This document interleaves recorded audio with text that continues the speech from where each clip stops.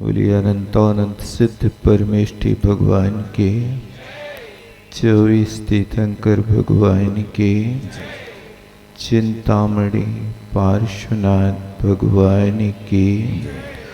बोलिए आचार्य गुरुवर 108 विद्यासागर जी महामुनि महाराज के, आचार्य प्रवर 108 समय सागर जी महामुनि महाराज के, मुनि श्री 108 निर्लोभ सागर जी निरुपम सागर जी महाराज के, सिद्ध चक्र महामंडल विधान के, आष्टानिक महापर्व के, परम पूज्य मुनि श्री निर्दोष सागर जी महामुनि राज की, पूज्य मुनि संघ की। धर्मानुरागी बंधुओं,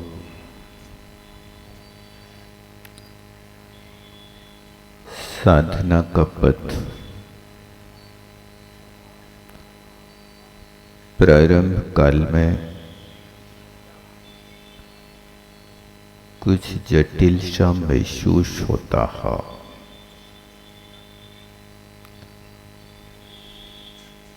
लेकिन जब अभ्यास हो जाता है तो फिर सरल महसूस होने लगता है।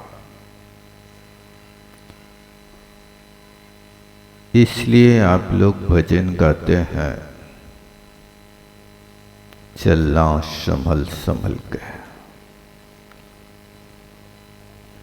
कांटे बिछे हुए हैं।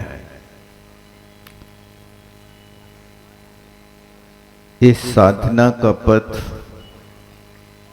बहुत संभल संभल करके चलना होता है। अनुष्ठान के काल में बहुत सारे व्यवधान कभी कभी अचानक आकर खड़े हो जाता है, लेकिन जो भव्य आत्माएं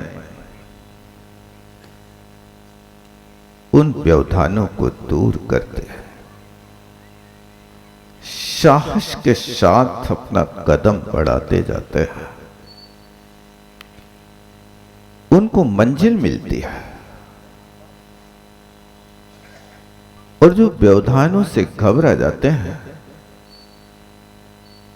वो मंजिल नहीं पा सकता। भगवान के समूह शरण में विपुलाचल पर्वत पर राजा श्रेणिक पहुंचते हैं।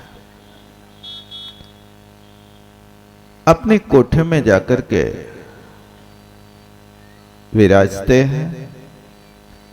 समूह शरण में 12 सभाएं हुआ करती हैं। मनुष्यों के कोठे उन 12 सभाओं में 3 होते हैं। एक मुनि महाराजाओं का कोठा होता है, एक कारिकाओं का होता है और एक कोठा श्रावक श्राविकाओं का होता है। एक कोठा त्रिंच गति के जीवों के लिए स्वतंत्र होता है। शेष बचे हुए 8 कोठे, इन 8 कोठों में चारों निकाय के देव, एक एक कोठे में एक एक निकाय के देवता और एक एक निकाय की देवियां रहती हैं। ऐसे 8 कोठे देवों के माध्यम से भरते हैं। राजा श्रेणिक अपने कोठे में, मनुष्यों के कोठे में जाकर के बैठते हैं, भगवान की भक्ति करते हैं। भक्ति हो, लेकिन वास्तव में भक्ति का अर्थ क्या होता है? भक्ति में शक्ति बड़ी निज गुण दे दर्शाए, लौकिक सुख की बात क्या पर लौकिक सुख उपजाए। भक्ति में वो शक्ति है, कुल लौकिक वस्तुओं की क्या बात कहें, पार लौकिक सुख की भी प्राप्ति होती है। बस इतना है कि भक्ति करो भक्त बन करके। एक व्यक्ति भगवान के सामने आकर कहता, भगवान आपने जो छोड़ा वो मुझे मिल जाए। वो दूसरा भक्त आकर के भगवान से कहता है कि हे भगवान, जो आपको मिला वो मुझे मिल जाए।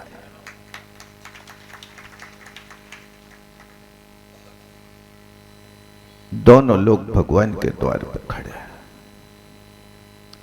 दोनों की मांग है,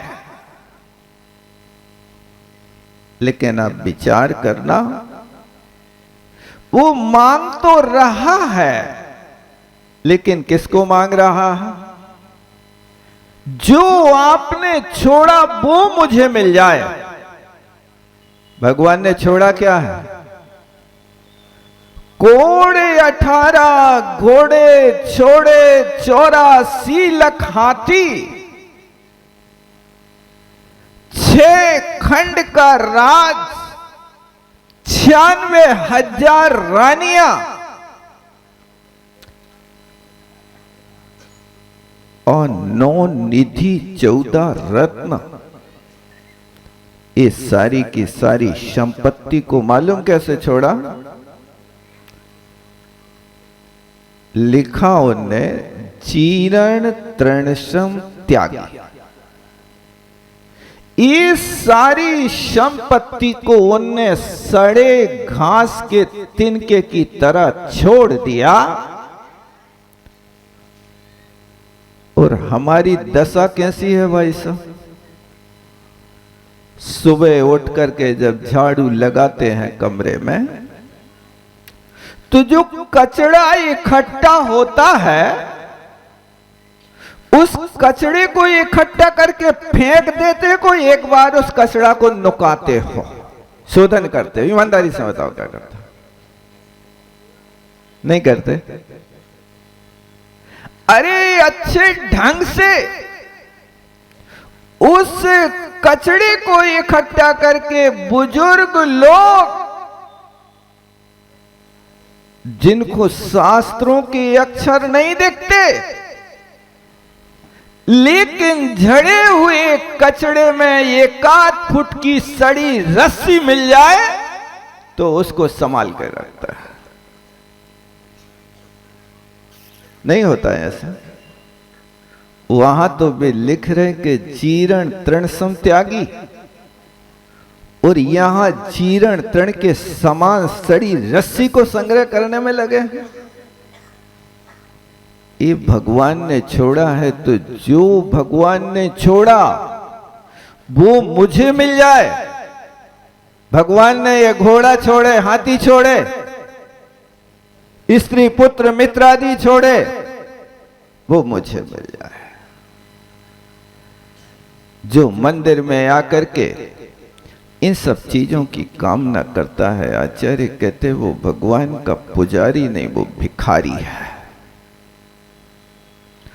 और जो व्यक्ति कहता है कि हे भगवान, जो आपको मिला वो मुझे मिल जाए, जिन गुण संपत्ति हो मध्यम, क्या मिला भगवान को बताओ?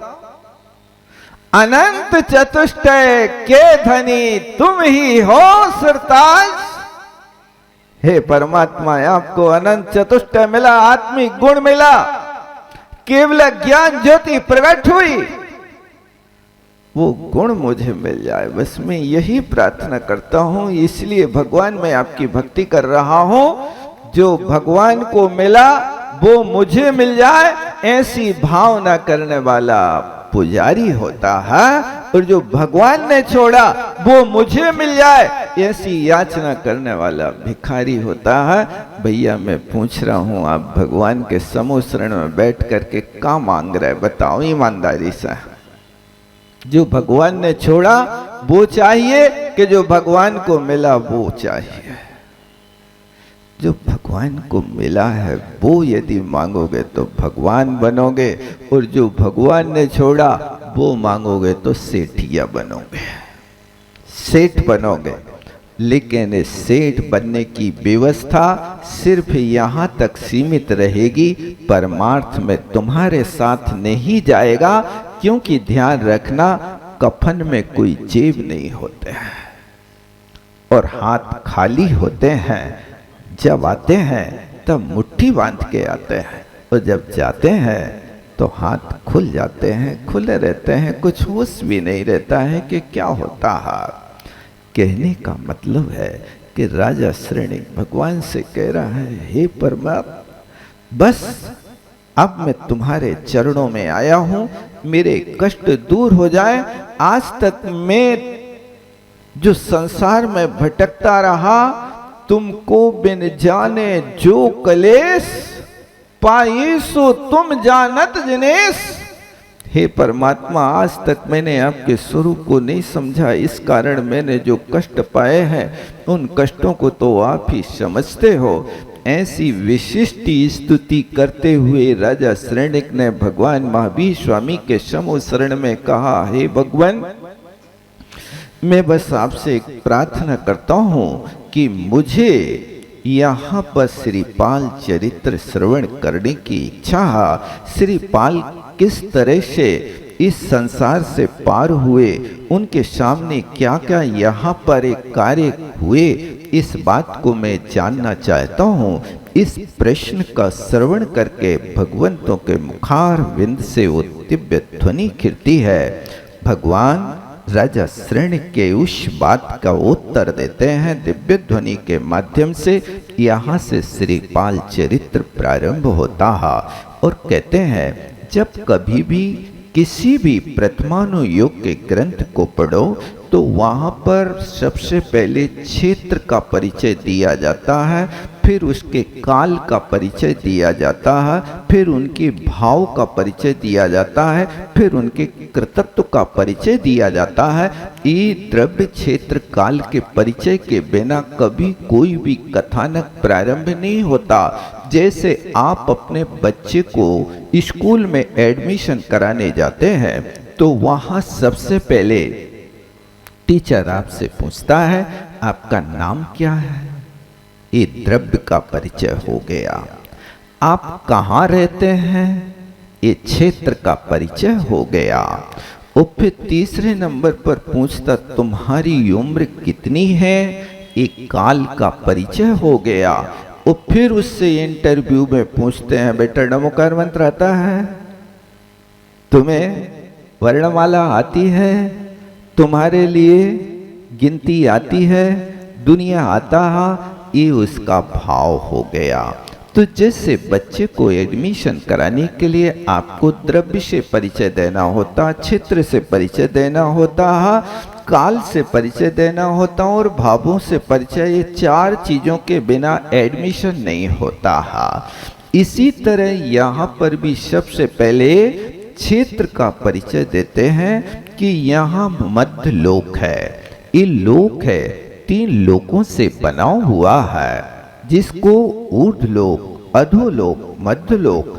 कहानियां जब भी प्रारंभ होती हैं तो मध्य लोक से प्रारंभ होती हैं। ऊर्ध्वलोक की कोई कहानी नहीं लिखी जाती, लिखने वाला मनुष्य होता है। देवता लोगों के पास पेन कलम नहीं होती है, उनके पास कोई कागज नहीं होता लिखने के पास, उनके पास तो टेलीविजन होता है, अवधि ज्ञान होता है। उस अवधि ज्ञान के माध्यम से वे सारी की सारी चीजों को देख लेते, साक्षात देख लेते हैं, कई भवों की चीजें देख लेते हैं। इसलिए उनको लिखने की जरूरत नहीं होती। लिखने की जरूरत सिर्फ अपन लोगों को होती है, मनुष्यों को होती है। नोट बनाने की जरूरत होती है, लेकिन ध्यान रखना, जो नोट्स बनाते हैं उन नोट्स को भी नोटों की तरह संभाल करके रखना, रिवीजन करना, ये हमारा इतिहास है, ये हमारा वैराग्य है। इस तरह से उनको संभाल करके रखा जाता है। तो कहा कि मध्यलोक है। मध्यलोक का अभिप्राय है कि जहां अपन रहते हैं, यहाँ से 7 राजू नीचे अधोलोक और यहाँ से 7 राजू ऊपर ऊर्ध्वलोक, जहां अपन लोग रहते उसका नाम मध्यलोक है। ये मध्यलोक असंख्यात द्वीप समुद्रों से घिरा हुआ है और ये असंख्यात द्वीप समुद्र एक दूसरे को घेरे हुए, जैसे अपन यहाँ कहते हैं ना बलय। बलय का अर्थ क्या है?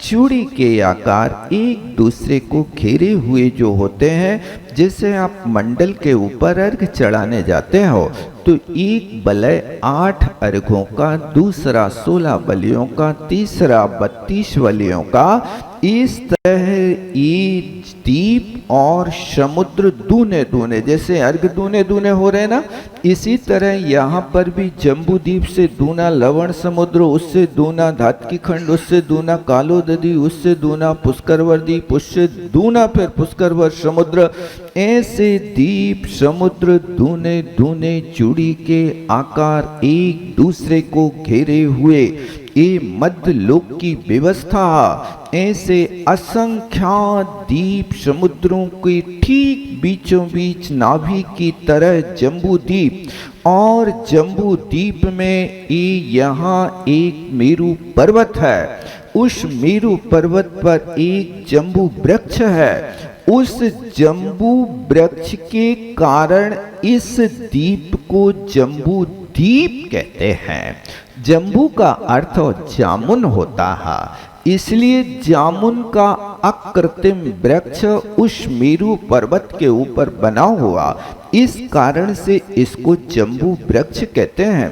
उस जम्बू वृक्ष के आसपास 1 लाख जामुन के वृक्ष घिरे हुए हैं, उससे वेष्टित है, एक विशाल वृक्ष है। इस तरह से ये जम्बू वृक्ष उस जम्बू वृक्ष की पूर्व शाखा, यानी चारों दिशाओं में शाखाओं से फैला हुआ है। उसकी पूर्व दिशा की शाखा में एक अनावृत नाम का देव रहता है। वो देव यहाँ जम्बू द्वीप का रक्षक है।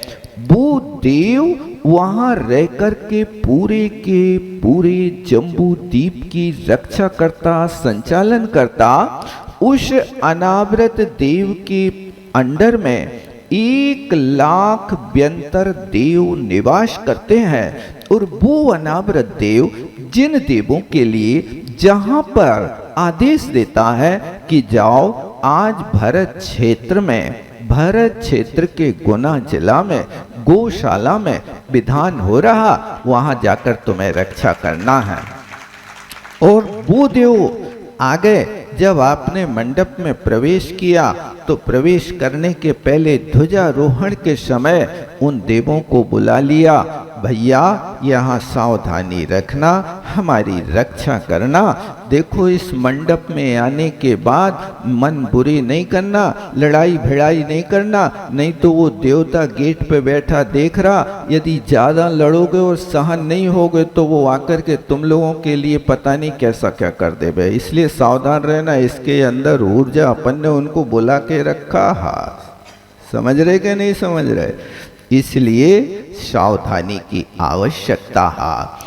तो यहाँ पर उस मेरु पर्वत की चारों दिशाओं में, मेरु पर्वत की पूर्व दिशा में पूर्व विदेह क्षेत्र होता है, और मेरु पर्वत की दक्षिण दिशा में भरत क्षेत्र होता है। मेरु पर्वत की पश्चिम दिशा में अपर विदेह होता है, और मेरु पर्वत की उत्तर दिशा की ओर ऐरावत क्षेत्र होता है। ये 4 क्षेत्रों का विभाजन होता है। पूर्व और पश्चिम दिशा पूर्व विदेह और अपर विदेह के नाम से जानी जाती है, और दक्षिण दिशा में भरत क्षेत्र है जहां अपन रहते हैं। ये मेरु पर्वत के दक्षिण भाग में रहते हैं। इस भरत क्षेत्र में अवंती नाम का देश है। उस अवंती देश अनेक वन उपवनों से चारों ओर घेरा हुआ, कोट किलाओं और खाइयों से युक्त है। उस अवंती देश में एक उज्जैनी नाम की नगरी है।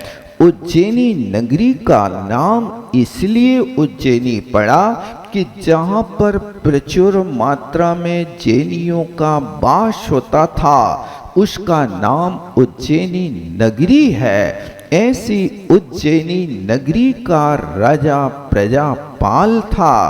वो राजा प्रजापाल यथा नाम तथा गुण था, राजा का कर्तव्य है कि राजा सबसे पहले नीति निपुण हो, नीति का ज्ञाता हो।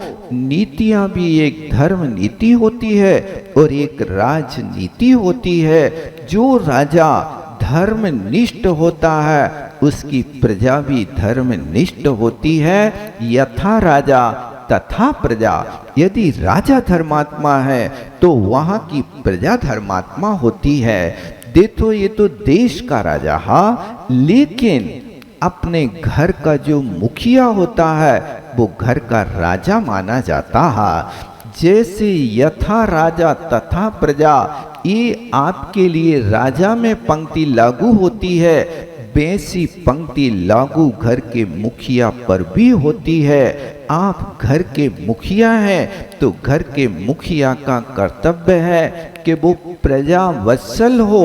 प्रजा वत्सल का अर्थ, यदि आपके अधीन में 10 लोग 20 लोग आपके बेटे नाती पोते रहते हैं तो आपका कर्तव्य है कि राजा की तरह सबका ध्यान रखो। कोई भी व्यक्ति आपके राजा के रहते हुए कोई को कष्ट ना हो पाए। एक कर्तव्य परिवार के मुखिया का, नगर के मुखिया का, समाज के मुखिया का, देश के मुखिया का कर्तव्य हुआ करता है अपने कर्तव्य का निर्वाह करना। इसलिए आप घर के मुखिया हैं तो आपको नीति निपुण भी होना चाहिए, धर्म नीति का पारंगत भी होना चाहिए। श्रावकों को कैसे अपनी गृहस्थ नीति चलाना है, इसके लिए सोमदेव सूरी ने एक नीति वाक्यामृत नाम का ग्रंथ लिखा है। उस नीति वाक्यामृत ग्रंथ का अध्ययन हर किसी को करना चाहिए। और वो ग्रंथ उपलब्ध ना हो सके तो दूसरे ग्रंथ भी हैं। जैसे मुनि श्री निर्लोभ सागर जी ने आराध्य सूत्र के 1 और 2 भाग ऐसे ग्रंथ रचे हैं, जिन ग्रंथों को आप पढ़ो तो आपको वास्तव में धर्म नीति, राजनीति और इसके अलावा जीवन में कैसे जीना है, कैसे सुखी होना है, इन ग्रंथों को पढ़ोगे तो अंदर की ग्रंथियां खुल जाएंगी। बस पढ़ने का अभिप्राय ऐसा होना चाहिए कि मन लगा के करो, कोई भी काम करो मन से करो। सिर्फ प्रेशर से हम करते हैं, उनने कहा कि कर लो सो हो कर लिया, हम कर तो लेते हैं, लेकिन दशा वैसे ही होती है कि जैसे नौकर को कहा कि जाओ घोड़ा को पानी दिखा लाओ भैया। सो घोड़ा को पानी दिखावे गए, सो वो नदिया के किनारे पर घोड़ा को खड़ा करके कहता ले घोड़ा पानी देख लो। ये पानी दिख गया, वो लेके आ गया। आदेश तो क्या दिया था कि घोड़ा को पानी दिखा दो, माने घोड़ा को पानी पिला लियो। अब तुमने वहां पिलाने की क्रिया का प्रयोग नहीं कहा, वो दिखाने की बात कही। सो वो भोला भाला व्यक्ति घोड़ा को दिखा के लाया और रोज रोज घोड़ा को पानी तो दिखाता रहा, पिलाया नहीं। घोड़ा की का दशा भई हुई है भैया। यही दशा हमारी है कि तुम देख लियो ग्रंथ को, स्वभाव देख लिया, बहुत अच्छो कवर है, बहुत अच्छे चित्र हैं, बहुत अच्छे अक्षर हैं, देख लिया, पढ़ा तो कुछ नहीं। उसके अभिप्राय को समझो। तो वहां पर उज्जैनी नगरी के राजा प्रजापाल जो नीति निपुण था, प्रजा वत्सल था और कर्मठ था, धर्मनिष्ठ था, ऐसे प्रजापाल राजा की सौभाग्य सुंदरी नाम की भार्या थी। उस सौभाग्य सुंदरी और प्रजापाल के साथ 2 कन्याएं उत्पन्न हुई। पहली कन्या का नाम सुर सुंदरी और दूसरी कन्या का नाम मैना सुंदरी था। जब काल व्यतीत हुआ और शिक्षा के योग कन्याएं हुई, तब राजा प्रजापाल ने अपनी बड़ी बेटी सुर सुंदरी को शिव शर्मा ब्राह्मण के यहाँ शिक्षा के लिए भेज दिया। शिव शर्मा ब्राह्मण थे, उन ब्राह्मण के यहाँ सुर सुंदरी ने कुछ काल तक रह करके वेद वेदांग का यज्ञ का सब कुछ अध्ययन किया, लेकिन जैन सिद्धांत का कोई भी अक्षर मात्र भी ज्ञान नहीं हुआ। देखो व्यक्ति को कैसा शिक्षा देने वाला होता है, कैसी सलाह देने वाला होता है, व्यक्ति वैसा ढल जाता है। आप अपनी संतान को शिक्षा देने के लिए जहाँ भेजते हैं, पहले वहाँ देख लो कि शिक्षा जो दी जा रही है सिर्फ पुस्तकी ज्ञान कराया जा रहा है कि कुछ जीवन में ढालने के योग्य शिक्षा भी दी जाती है। उस स्थान पर अपनी संतान को प्रवेश करना, महंगे महंगे स्कूलों में आप भेज तो देते हो, लेकिन वहाँ पर आप ये नहीं पूछते कि तुम्हारे स्कूल के कैंटीन में दूध पिलाया जाता कि दारू पिलाई जाती है, मखाने खिलाए जाते हैं कि मांस खिलाया जाता है, मुनक्का खिलाए जाते हैं कि मुर्गा खिलाया जाता है, केला बंडा खिलाए जाते हैं कि वहाँ कौन से बंडा ये खिलाए जाते। थोड़ा सा शिक्षा देने के, प्रवेश देने के पहले उस चीज का परिचय भी तो कर लिया करो। लेकिन हमारी तो इच्छा रहती है कि हम पैसा कितना लग जाए, संस्कार कुछ भी ना आए, लेकिन बच्चे पढ़ लिख जाएं। भैया ध्यान रखना, व्यक्ति का सलाहकार और व्यक्ति का शिक्षा देने वाला कैसा है, इसका बहुत बड़ा जीवन में प्रभाव पड़ता है। सलाहकार से ही व्यक्ति का व्यक्तित्व जाना जाता है। देखो आपसे पूछें कि भैया कौरवों का सलाहकार कौन था, बताओ, नहीं है पता? कौरवों का सलाहकार शकुनी था और वो भी मामा था। मामा का रिश्ता तो बहुत घना होता है भाई साहब, क्योंकि माँ में तो एक ही माँ होता है और मामा में दो होते हैं। माँ में एक ही होता है और मामा में दो होते, लेकिन जहां दो माँ हो जाते हैं वे दो माँ मिलके नाना बन जाते हैं, यानी निषेधवाची हो जाते। वे माँ का रिश्ता नहीं, अब तो तुम ना का रिश्ता है, तुम दूर के हो, हमारा रिश्ता तो अलग हो गया। इस तरह से आपने देखा कि कौरवों का सलाहकार शकुनी था। उस शकुनी सलाहकार ने कौरवों की क्या दशा बिगाड़ दी, आप देख लो। 100 भाई होकर के भी आज उनके घर में क्या व्यवस्था है। धृतराष्ट्र के 100 बेटे जब मारे गए और उसी वक्त उनके बेटों के मरने के बाद में उस नगर में मुनि महाराज का आगमन हुआ, तो धृतराष्ट्र उन महाराज के सामने जाकर के कहता, भगवान आप बताओ कि मेरी आंखों के सामने मेरे 100 बेटे कैसे मारे गए, ये कौन से मेरे पाप कर्म का उदय है। तब मुनि महाराज ने उसका पूर्व भाव देख करके कहा, धृतराष्ट्र ये पूर्वकृत कर्म का फल तुम्हें भोगना पड़ा। पूर्व भाव में तुमने एक सर्पणी के 100 बच्चे एक साथ सर्पणी के देखते देखते मार डाले थे।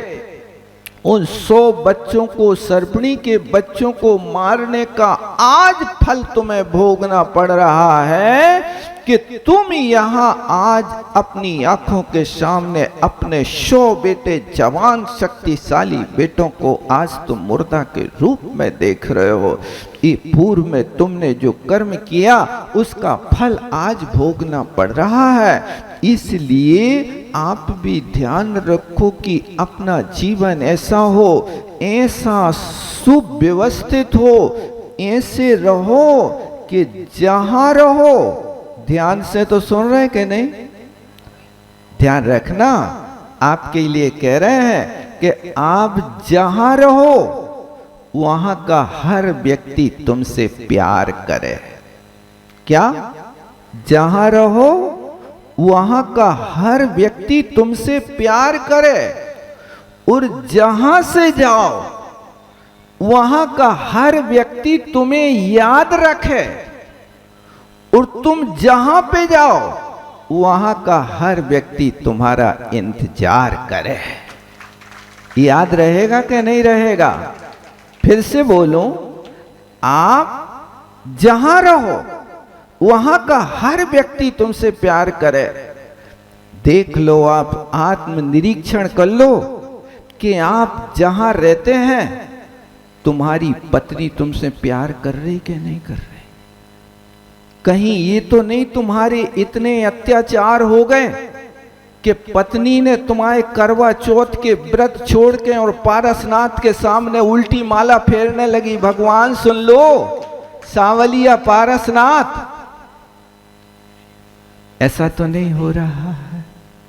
देख लेना आप अपने आप को। मैं तो कुछ नहीं कह रहा हूं, मैं तो सिर्फ सूचना दे रहा हूं। आगम में जो कहा है वो बता रहा हूं। यानी आपकी पत्नी आपसे प्रसन्न नहीं, आपका बेटा आपसे प्रसन्न नहीं, आपके भाई आपसे प्रसन्न नहीं। आपने कभी खोजा कि गलती कहाँ है? गलती मेरी है कि पत्नी की है? गलती मेरी है कि भैया की है? गलती मेरी है कि बेटों की है? थोड़ा सा कभी ठंडे दिमाग से सोचा करो। भावुकता में तुमने सामने वाले को क्या बोल दिया? और ध्यान रखना कि व्यक्ति को यदि बाण का घाव लगा है तो बाण का घाव तो बहुत जल्दी सूख जाता है, लेकिन बाणी का लगा घाव जन्म जन्मांतरों में नहीं सूखता है। वाणी को संभाल करके बोलो। महाभारत के होने का कारण क्या है?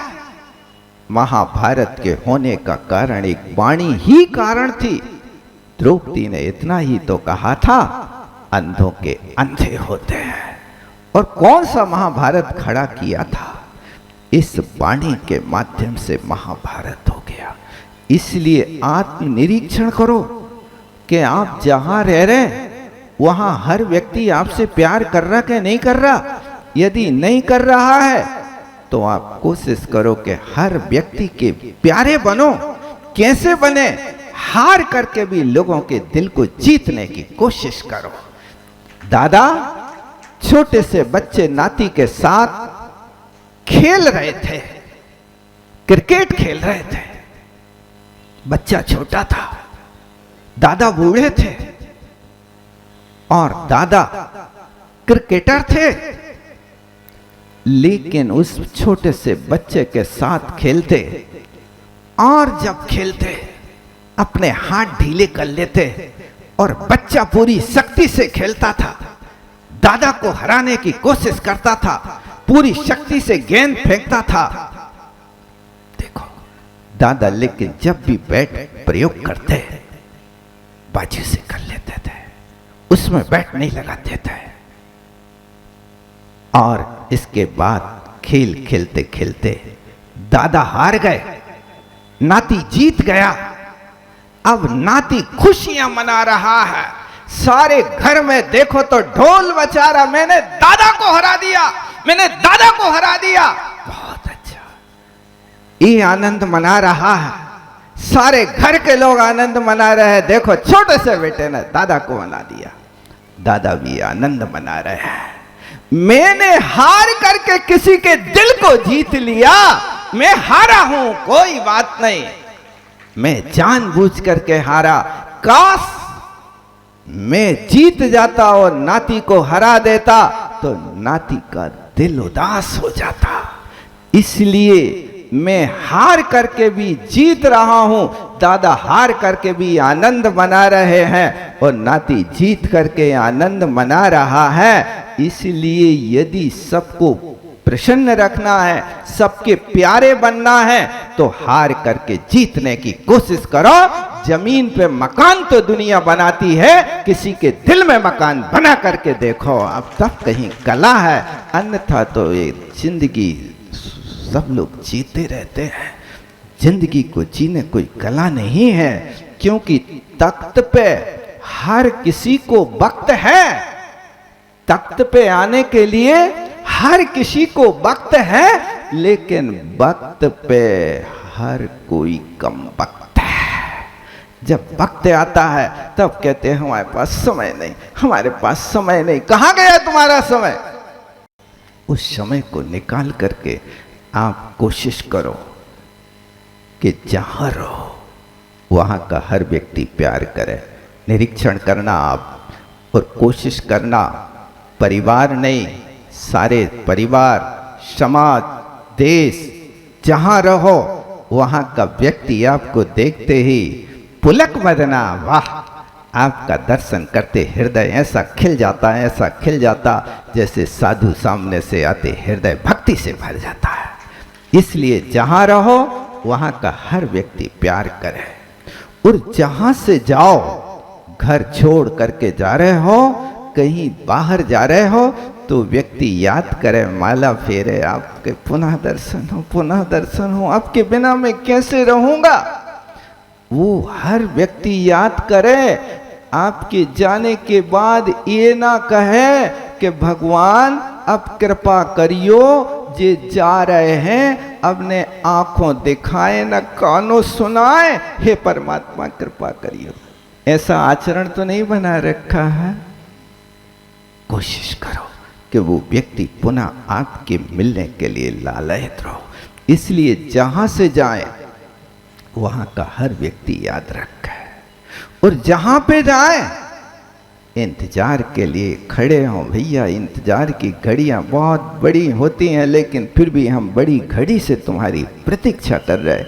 ये 3 बातें अपने जीवन में उतारने की कोशिश करना, तुम बहुत बड़े साधक हो जाओगे, बहुत बड़ी साधना होगी। हम सुनते तो हैं, लेकिन सुनते बस इतना है कि हम एक मनोरंजन कर लेते हैं, प्रवचन सुन लेते। कई लोग सुनने आते हैं, तो कई लोग तो सुन में बैठे हैं। अब क्योंकि हमें पूजा पूरी करने हैं, अब पूजा के बीच में ये प्रवचन रख दो है, सो भैया तुम सुना रहे, सो हम सुन रहे हैं। बाकी हमें तो घड़ी दिख रही कि अब 10 बजने वाले हैं, यहाँ पर दुकान को समय हो। ये भी बहुत बड़ी दुकान है, तुम क्या समझ रहे हो? मंडी और मंदिर की राशि एक, मंडी से पेट भरेगा, लेकिन मंदिर से आत्मा संतुष्ट होकर के मोक्ष को प्राप्त करेगी। आपको क्या चाहिए? मोक्ष चाहिए कि संसार चाहिए? इसलिए यहाँ पर कोशिश करो कि अपनी संतान को संस्कार दो। तो पहले से देखो, गुरुदेव ने तुम लोगों के लिए व्यवस्था करी, प्रतिभा स्थली जैसी महास्थलियाँ खोली हैं। इनको तुम्हें पसंद नहीं आए और कॉन्वेंट में बच्चों को भेजो तो क्या होगा? कैसे तुम्हारी धर्म संस्कृति चलेगी? इस संस्कृति को चलाने के लिए सुर सुंदरी का वहाँ शिक्षण किया, सब कुछ उसने विद्या प्राप्त की, लेकिन जैन धर्म से बाहर रही। भाग्य की चीज, अब मैना सुंदरी भी शिक्षा के योग्य हो गई, और शिक्षा के योग्य हुई तो मैना सुंदरी के लिए यमधर्म मुनि महाराज के निकट जाकर के शिक्षा दिलाई गई। धन्य है, देखो, एक माँ की 2 कन्याएं एक शिव शर्मा ब्राह्मण के यहाँ जाकर के शिक्षित होती है, और एक यमधर्म मुनि महाराज के चरणों में 5 मूल में बैठ करके जिसने सारा का सारा जैन शासन का न्याय, व्याकरण, सिद्धांत और सब चीजों पर उसने अधिकार प्राप्त किया। कर्म सिद्धांत को समझा कि कर्म सिद्धांत की क्या व्यवस्था होती है, और कर्म सिद्धांत के साथ साथ उसने चौमुखी ज्ञान लोक व्यवहार का भी प्राप्त किया। ऐसी मैना सुंदरी वहाँ पढ़ती है, सिद्धांत का अध्ययन करती है। इसलिए सत्संगति का बहुत बड़ा प्रभाव हुआ करता है। देखो, सम्राट की संगति की अपेक्षा संत की संगति करने से तुम्हारा जीवन सुधर सकता है। यदि तुम सम्राट की संगति करोगे, राजा की संगति करोगे, नेता की संगति करोगे, तो तुम्हें लड़ना पड़ेगा। क्योंकि नेता कैसे बनेंगे? लड़ना पड़ता, चुनाव लड़ना पड़ता है। लड़ते कि नहीं लड़ते? वहां तो लड़ना पड़ता है। लेकिन यदि संत की संगति करोगे तो यहाँ लड़ना नहीं पड़ता, यहाँ समर्पण करना पड़ता है। इसलिए ध्यान रखना, लड़कर पाने की अपेक्षा समर्पण से अधिक पाया जा सकता है। लड़कर, याद रहेगा कि नहीं? सुन तो रहे, नींद तो नहीं आने लगी? लड़कर पाने की अपेक्षा समर्पण में अधिक पाया जाता है। देख लो, विभीषण ने राम के लिए समर्पण कर दिया अपने का, तो विभीषण ने राम के लिए समर्पण किया तो विभीषण को राज्य मिल गया। उस सीता के लिए रावण लड़ लड़ के मर गया, 3 खंड का राज खो दिया, दिव्य चक्र रत्न को खो दिया, अंत में अपने प्राणों को खो दिया। लेकिन लड़ लड़ करके रावण मर गया, किंतु एक सीता को भी नहीं पा सका। और विभीषण ने समर्पण के माध्यम से राज्य पा लिया। यदि ये नीति आप याद रखते हो कि लड़कर पाने की अपेक्षा समर्पण में अधिक मिलता है, इसलिए लड़ो नहीं, समर्पण करो। लड़ो नहीं, आप अपने भाग्य पर भरोसा करो। अन्यथा पंचम काल की बलहारी है, लड़ाई सिखाई है, और उन लड़ने वालों को कहो कि भैया लड़ो नहीं, तो वे तो उत्तर के देते हैं कि हाथ में 4 चूड़ियाँ रे हैं तो खनक है, वे तो आवाज़ तो आएगी। जब घर में रहेंगे तो लड़ाई तो होगी।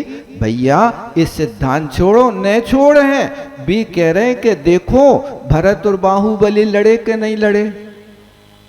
अब भरत और बाहुबली लड़े, लेकिन अंत में तुमने शिक्षा का पाई। भरत बाहुबली लड़े तो, लेकिन बाहुबली तो लड़ करके भी मुनि बन गए। क्या तुम लड़ रहे हो अपने भैया से? एक भी बार मुनि बनने का भाव हुआ क्या? अरे दशा तो वो हो रही है कि भाई भाई से झगड़ा कीना, लेना था कुछ दाम, दावा कीना, अदालत में गए, मुकदमा हाल, लड़ते लड़ते में निकल गई सारी जिंदगी, लड़ते लड़ते में सारी जिंदगी निकल गई। समर्पण नहीं कर पाए। एक बार समर्पण कर करके देखो, गुरु को समर्पण करने वाले व्यक्ति की वो दशा होती है जैसे पानी ने दूध के लिए अपने को समर्पण किया तो दूध ने पानी के लिए सारे गुण प्रदान कर दिए और पानी का रंग बदल दिया। 10 पैसा लीटर का पानी आज दूध की संगति से पानी भी 50 रुपया लीटर में बिक रहा। नहीं बिक रहा? नहीं बिक रहा? बिक रहा। आप देखो तो समर्पण की कला देखो। पानी की कीमत तो 10 पैसे ही लीटर है ना, के ज्यादा? 1 महीना में तुम 1 लाख लीटर पानी लेते होगे, बिल कितना देते बताओ? 100-200 रुपया तो देते होंगे ना, इतने ही देते ना। यदि 100 रुपया 200 रुपया का बिल 1 लाख पानी 1 लाख लीटर पानी लेकर के दे रहे हो तो उस पानी की वैल्यू तो 10 पैसे लीटर पड़ी ना। उसी पानी को दूध में मिलाया तो दूध ने कीमत बढ़ा दी। तुम भी संतों के साथ मिलने की कोशिश करो। अरे देखो तो सत्समागम का लाभ क्या होता। नहीं मिल पाए कोई बात नहीं, एक सामान्य श्रावक भी महाराज के साथ आहार करावे जावे तो चौका वाला हाथ जोड़ता, भैया आहार करके जाइयो, तुम ऐसे न जाइयो, नहीं तुम्हें तो करना ही पड़ा। होता कि नहीं होता? कब निमंत्रण दिया उसने? तुम तो बिना बुलाए गए थे, बिना निमंत्रण के गए थे। नहीं, ये बुलाने की बात नहीं है। साधु की संगति से बिना बुलाए गए, लेकिन वो यजमान आहार कराने वाला व्यक्ति तो हाथ जोड़े खड़ा, अब तो तुम भैया हमारे घर से भूखे नहीं जा सकते हो।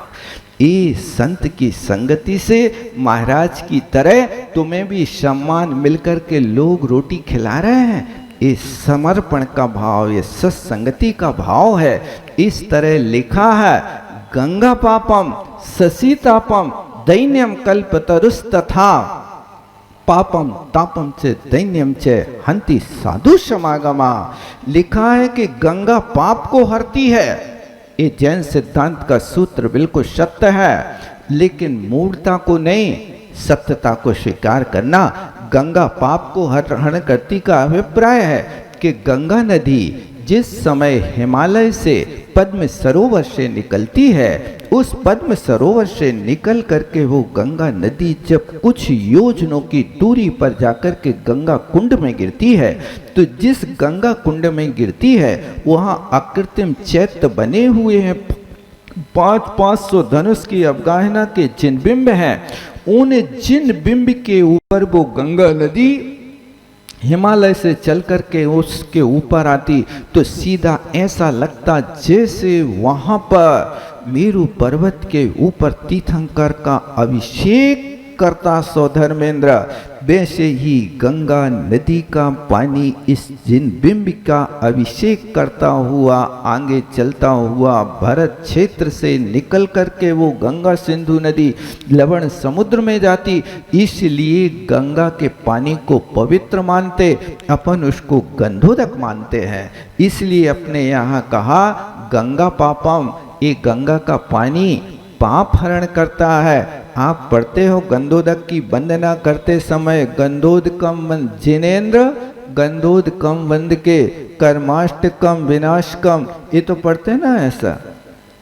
यही कारण है कि गंगा को इतना पवित्र माना। गंगा पापम ससीतापम, चंद्रमा ताप को हरण कर लेता है। कल्प वृक्षों के निकट जाओ तो कल्प वृक्ष दीनता हरण कर लेता है। ये 3 चीजों के पास जाओगे तो तुम्हें 3 फल मिलेंगे। गंगा के पास जाओगे तो पाप धुलेंगे, और यहाँ पर आप गंगा शशि समुद्र चंद्रमा के पास जाओगे तो शीतलता मिल जाएगी। कल्प वृक्ष के पास जाओगे तो तुम्हारी दीनता मिट जाएगी, माने जो तुम्हारी इच्छा है वो मिल जाएगा। ये 3 चीजें तो 3 चीजों के पास जाने से मिलेगी। लेकिन चौथा चरण लिखते हैं यहाँ पर कि साधु समागमना, साधु के समागम से, संतों की संगति से पापम तापम दैन्यम च, पाप ताप दीनता, ये तीनों एक साथ समाप्त हो जाते हैं जो साधुओं का समागम कर लेते हैं। आप पढ़ते भी हो कि साधु नाम वंदनेंचे ना चिरम तिष्ठति पापम, साधुओं की वंदना करने से चिरकाल तक पाप ठहर नहीं सकते हैं।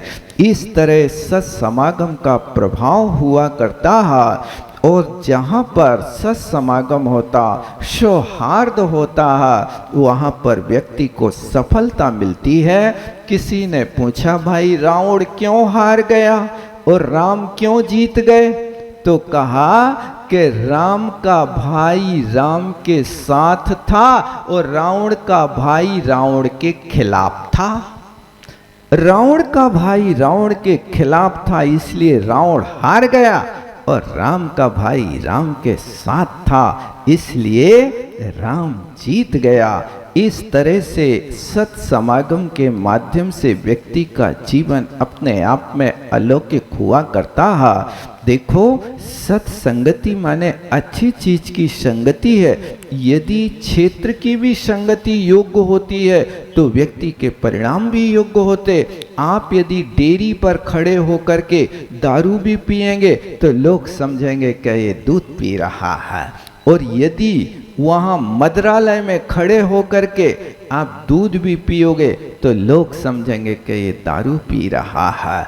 ये क्षेत्र का प्रभाव, संगति का प्रभाव हुआ करता है। इस तरह से यहाँ पर ये सत्संगति और कुसंगति का अपने आप में प्रभाव जीवन में पड़ता है। जब सुर सुंदरी वहाँ से पढ़ करके आ गई और पढ़ करके आई तो वहाँ पर पिता उसको यौवनवती देख करके उससे पूछते हैं कि बेटी तू किसको वरण करना चाहती है। अब वो सुर सुंदरी आगे क्या कहती है, समय अपना हो रहा है, यही मैं विराम लेता हूँ। क्या सत्संगति और कुसंगति का प्रभाव होता, अपने जीवन में इस बात को याद रखना और इतना ध्यान रखना कि आज की ये 3 बातें अपनाने की कोशिश करना। कौन सी 3 बातें? कि अपने को ऐसा बनाओ कि जहाँ रहो वहाँ का हर व्यक्ति प्यार करे, जहाँ से जाओ वहाँ का हर व्यक्ति याद रखे, और जहाँ पे जाओ वहाँ का हर व्यक्ति इंतजार करे। याद रहेगा कि नहीं रहेगा? एक बार आप लोग बोल के तो बताओ याद हुआ कि नहीं हुआ, थोड़ा जोर से।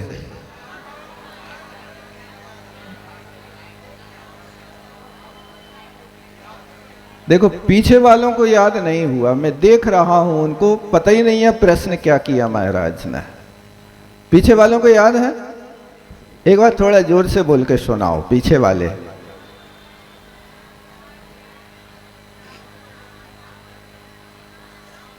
बहुत अच्छा। इस सूत्र को आज से अपनाने की कोशिश करना। कितने दिन तक? कितने दिन तक? कम से कम अष्टानिक तक तो अभ्यास कर लेना। अष्टानिक के बाद फिर तुम्हारी बैटरी चार्ज करेंगे हम, फिर बताएंगे, ठीक है ना? इतना तो कर लेना। बोलो आचार्य गुरु विद्यासागर जी महामुनि महाराज की जय। पूज्य मुनि श्री निर्दोष सागर जी महाराज की एक सूचना सुन लें आप लोग। कल महाराज श्री का पदार्पण होगा और उसी रैंप पर महाराज श्री, कल महाराज श्री जिस रैंप से आएंगे वहां पर 64 रिद्धि के स्वरूप 64 थालियां पलप पावने इंतजार कर रही होंगी और महाराज श्री उनको गंधोदक बनाते हुए मंच पर आएंगे। कल का अद्भुत दृश्य होगा। कल समय पर आप लोग यहाँ पर उपस्थित होंगे। कल रिद्धिधारी मुनिराजों के अर्घ समर्पित होंगे और वो रिद्धिधारी मुनिराजों के अर्घ महाराज श्री के मुखार बिंद से समर्पित होंगे। कल अब प्रतिदिन अब कल से महाराज श्री की दिव्य देशना समूह शरण से होगी। समय का आप लोग ध्यान रखना और समय न लगाते हुए ध्यान रखें कि महाराज श्री का प्रवचन 9 बजे से प्रारंभ हो जाएगा और 9:45 बजे महाराज श्री चर्या के लिए निकलेंगे। चूंकि दूर भी जाना रहता है, अब चूंकि पहला दूसरा दिन था इसलिए थोड़ा सा लेट हुआ। और आप लोग भी थोड़ा सा ऐसा मानस बना के रखो कि हमें बीच में ना बोलना पड़े। समझ रहे हैं ना? हाँ, ऐसा मानस आप लोग तैयार करें अपना भावना के साथ। हाथों की शुद्धि करेंगे। ओम ह्रीम अस्तुजर सुजर वौसा प्रक्षालन चेतनाय नमः अर्घम निर्पामिति मति आदि भेद विच्छेद की छायक विशुद्धि निज भावली निरपेक्ष निरंतर निर्विकार नमो शुद्ध ज्ञान में सिद्ध सार। ओम ह्रीम परम शुद्ध ज्ञानाय नमः अर्घम निर्पामिति सर्वांग चेतना व्यक्ति रूप तुम हो चेतन व्यापक स्वरूप परलेश न निज परदेश माहि नमो शुद्ध सिद्ध चित्रूपिता है। ओम ह्रीम परम शुद्ध चिद्रूपाय नमः अर्घम निर्पामिति अंतर विधि उदय विपाक डार तुम जाति भेद बाहिज विदार निज परिणति में नहीं लेश शेष नमो शुद्ध रूप गुण गण विशेष। हाँ सुनिए, ऊपर 3 ही जोड़ा बहनें और जो माताएं व्रती माताएं बैठी हैं वो आ जाएंगी और यहाँ अर्घ समर्पित कर। प्रकृति कर उपजो नहीं ज्ञानाधिक निज भाव नमो सिद्ध निज अमर पद पायो सहज स्वभाव। ओम ह्रीम परम शुद्ध स्वयं भुवे नमः अर्घम निर्पामिति स्वय सिद्धि अनंत चतुष्टय पाई निज शुद्धि चेतना पुंजिकाएं निज शुद्ध सबे पायो संयोग तुम सिद्ध राज सुशुद्ध जोग। ओम ह्रीम परम शुद्ध योगाय नमः अर्घम निर्पामिति एक इंद्रिय आदिक जाति भेद हीनादिक नामा प्रकृति छेद संपूर्ण लब्धि विशुद्ध जान हम पूजे है पद जोड़े हाथ। ओम ह्रीम परम शुद्ध जाताय नमः अर्घम निर्पामिति सच्ची राग दिखाए गुरुवर तेरी वाणी अमृत ओम ह्रीम परम शुद्ध सुखाय नमः अर्घम निर्पामिति धर्म अर्थ और काम बिन अंतिम पुरुष शुद्ध पुरुषार्थी नमो सिद्ध निर्वाण। हे स्वामी नमोस्तु नमोस्तु नमोस्तु। निर्दोष सागरी गुरुदेव बैठे हैं मेरे हृदय में। निर्दोष सागरी गुरुदेव बैठे हैं मेरे हृदय में। कर्म कटते हैं गुरु की भक्ति से, कर्म कटते हैं गुरु की भक्ति से। निर्दोष तुमको लखे नमो शुद्ध अवलोक। ओम ह्रीं शुद्ध लोवाकाय नमः अर्घम निर्पामति। निरीक्षुक मन भेदी महान प्रधृत अग्नि है शुक्ल ध्यान। निर्भेदी अर्घ दे मुनि महान तुम ही पूजत कर अंत जान। ओम ह्रीं प्रज्वलित शुक्ल ध्यान अग्नि जनाय नमः अर्घम निर्पामति। आदि अंत वर्जिति महान शुद्ध द्रव्य की जान। स्वयं सिद्ध परमात्मा प्रणमो शुद्ध निपात। ओम ह्रीं शुद्ध निपाताय नमः अर्घम निर्पामति। लोका लोके अनंत वे भाग्य बसो तुम आन। ये तुम सो दिव्य है शुद्ध गर्भ है जान। ओम ह्रीं शुद्ध गर्वाय नमः अर्घम निर्पामति। लोक शिखर सुबतान में तथा न जातम शुद्ध वास परमात्मा नमो सुगुण कीरा। ओम ह्रीं शुद्ध वासाय नमः अर्घम निर्पामति। अति विशुद्ध निज धर्म में बसत नसत सबके। परवासन विशेष को वासी वास अभेद। ओम ह्रीं विशुद्ध परम भाषाय नमः अर्घम निर्पामति। बहिरंतर द्वे विधि रखते परमात्म पद पान। निर्विकार परमात्मा नमो नमो सुखदाय। ओम ह्रीं शुद्ध परमात्मा ने नमः अर्घम निर्पामति। हीनी अधिक देश को विकल्प विभूचि। शुद्ध अनंत दशालय नमो सिद्ध निर्भय। ओम ह्रीं शुद्ध अनंताय नमः अर्घम निर्पामति। तुम राग विरोध विनाश कियो निज ज्ञान सुधार स्वाद लियो। तुम पूर्ण शांति विशुद्ध धरो हमको एक देश विशुद्ध करो। ओम ह्रीं शुद्ध शांताय नमः अर्घम निर्पामति। विद पंडित नाम कहावत है विद अंत जो अंत पावत है। निज ज्ञान प्रकाश सुअंत लहो कुछ अंश न जान न माहि रहो। ओम ह्रीं शुद्ध विदंताय नमः अर्घम निर्पामति। वर्णाधिक भेद विडारन हो परिणाम कसाई निवारन हो। मन इंद्रिय जान न पावत ही अति शुद्ध निरूपम ज्योति नहीं। ओम ह्रीं शुद्ध ज्योतिर्जनाय नमः अर्घम निर्पामति। जन्माधिक परिवार भी देना है आप लोगों को।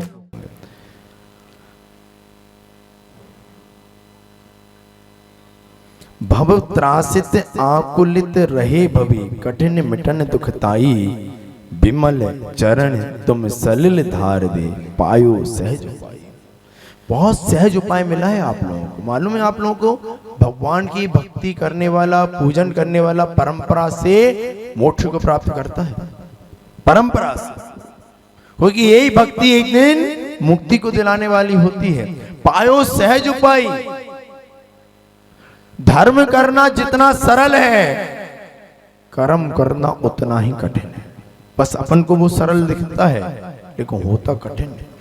आचार्य जी हमेशा बोलते हैं हमारे 22 परिसर हम लोगों को सहने परेशानी नहीं, लेकिन ग्रस्तों के 2200 परिसर होते हैं। बहुत मुश्किल होता है सहना। कितना समय निकाल कर आप लोग यहाँ पर विराजे हो, है ना। तो क्या पायो सहज उपाय कौन सा? भगवान आपके विमल चरण जिसमें हम सलिल यानी जल की धार दे रहे हैं। क्यों दे रहे हैं? क्योंकि बहुत मुश्किल होता है ये मिटना। क्या मिटना? भव त्रासित आकुलित रहे भवी। भवी शब्द समझते हैं आप लोग? भव्य। दो प्रकार के जीव होते हैं, भव्य होता है और एक अभव्य होता है। अभव्य को कितने ही समझा लो, वो मुनि भी बन जाए तो भी अपनी आप को वही करता है जो उसके दिमाग में। कभी आगम आगम से वो मानता नहीं होता। हाँ मुनि बन गए, अब तो हमें साधना करना है, बस हो गया हमारा काम। ऐसे ही हम भी यदि भव्य हैं तो ये भाव रखें, भव त्रासित आकुलित रहे। भगवान मैं इस संसार से आकुलित हो गया हूं। मान लो आपको एक कमरे में बंद कर दिया जाए, कितनी देर के लिए? एक दिन के लिए कर दें क्या?